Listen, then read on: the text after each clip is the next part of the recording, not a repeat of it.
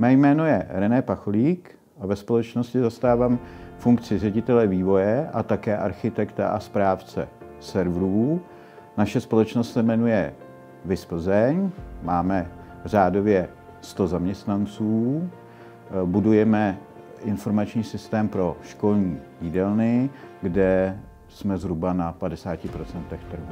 Naším zákazníkem jsou školní jídelny v České republice, který využívají službu Strava.cz, kde je dneska aktuálně přes 600 000 uživatelů, kteří si můžou pomocí té služby objednávat a odhlašovat stravu.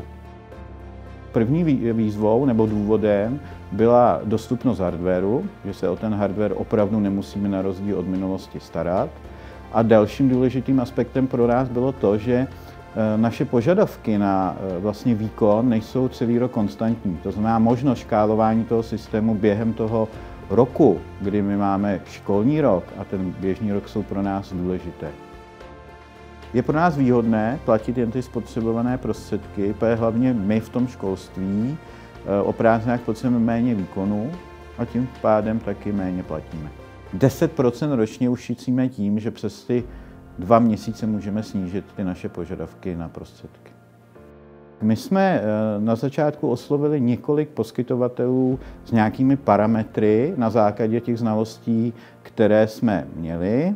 No a na základě těch poznatků z té praxe i doplnění těch našich informací jsme si vybrali firmu G2 jako poskytovatele cloudových služeb pro naši firmu.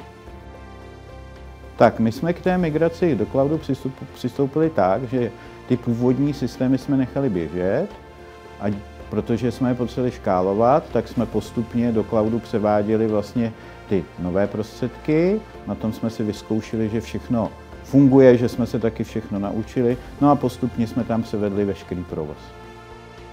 První výhoda je nezávislost na výpadku hardwaru, ten my neřešíme, výpadek v řádu minut může být maximálně, možnost zvyšování a snižování výkonu, pro nás hlavně o těch letních prázdninách.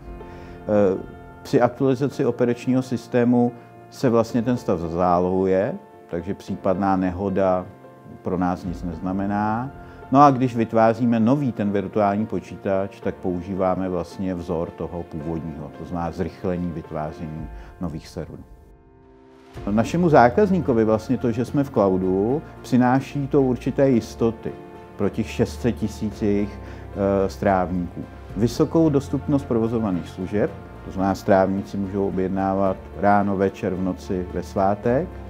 Dostatečný výkon provozovaných služeb právě díky tomu škálování, protože v té službě jsou určité špičky.